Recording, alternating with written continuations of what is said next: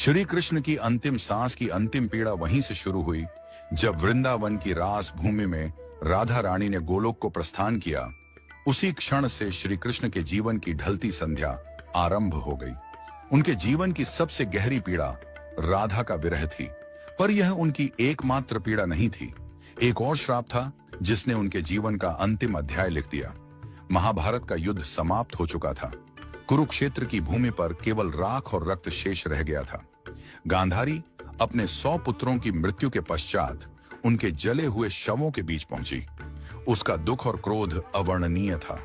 उसे स्मरण था कि श्री कृष्ण इस महाविनाश को रोक सकते थे, एक मुस्कान में इस युद्ध को टाल सकते थे, परंतु उन्होंने धर्म की स्थापना के लिए अधर्म का अंत होने दिया, चाहे वह मूल्य किसी मां के 100 पुत्र ही क्यों न हो।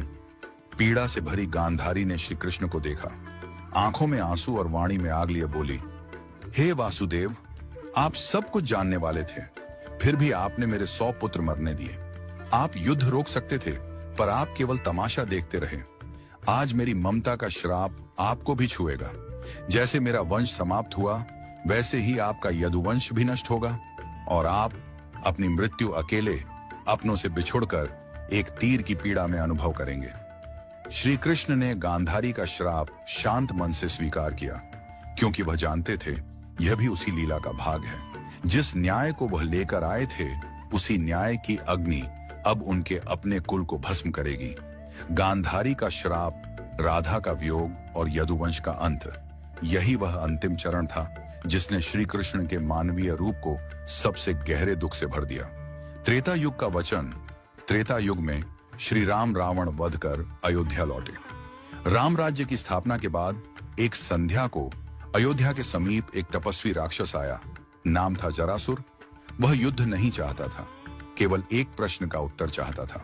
जरासुर बोला, प्रभु, आपने धर्म के लिए असुरों का नाश किया, पर क्या कभी ऐसा होगा कि मैं भी आपकी परीक्षा ले सकूं? क्या कभी मुझे अवसर मिलेगा कि मैं आपके मार्ग में अंतिम बाधा बन सकूं? राम मुस्कुराए। उन्होंने कहा, जब मैं द्वापर में श्री कृष्ण रूप में जन्म लूंगा, तब तू मनुष्य जन्म लेगा और उसी जन्म में तू वह अवसर पाएगा। तेरे ही हाथों मेरी लीला का अंत होगा। यह मेरा वचन है। जरासुर ने प्रणाम किया। उसे पता नहीं था कि यह वचन युगों बाद एक महान रहस्य का कारण बनेगा। यदुवंश का अंत और अंतिम विरह। समय बदला। द्वापर युग में यह वचन पूरा होने का समय आया। यदुवंश आपसी कलह से नष्ट हो गया। द्वारका उजड़ गई। सब कुछ समाप्त हो चुका था। न सुदर्शन उनके हाथों में रहा, न अर्जुन पास थे, न बलराम, न सुदामा और न ही राधा। अब श्री कृष्ण पूर्णतः अकेले थे। द्वारका से दूर एक शांत वन में एक पीपल के पेड़ के नीचे वे बैठ गए। कंधे पर वही बांसुरी थी जो कभी राधा के लिए बजती थी। उन्होंने आंखें बंद की। बांसुरी से राधा के नाम का स्वर फूटने लगा। सुरों में वेदना थी, तड़प थी। राधा गोलोक में बैठी थी। जैसे ही यह स्वर वहां पहुंचा, राधा की आंखों से आंसू बहने लगे। उन्होंने देखा, कृष्ण अकेले हैं। प्रेम का वह ब्रह्म स्वरूप जो संसार को मोह से मुक्त करता है, आज स्वयं विरह में डूबा है। राधा ने हाथ बढ़ाया, पर छू नहीं पाई। गोलोक की रानी भी इस क्षण असहाय हो गई। राधा बोली, प्रभु, अब बस कीजिए, मुझे लौट आने दीजिए। मैं आपकी बांसुरी की धुन बनकर बहूंगी। पर यह अकेलापन सहा नहीं जाता। पर श्री कृष्ण मौन थे। सुर थमते गए। शाम उतर आई। पीपल का पेड़ जो वर्षों से साक्षी था, आज कृष्ण की अंतिम सांस का गवाह बनने जा रहा था। कृष्ण का मन जीवन भर का बोझ याद कर रहा था। जन्म जेल में, मां का स्पर्श भी अधूरा, बचपन राक्षसों के भय में, प्रेम मिला तो साथ नहीं निभा सका। हर अपना युद्ध में खो दिया। धर्म बचाया, पर अपना ही कुल नहीं बचा पाया।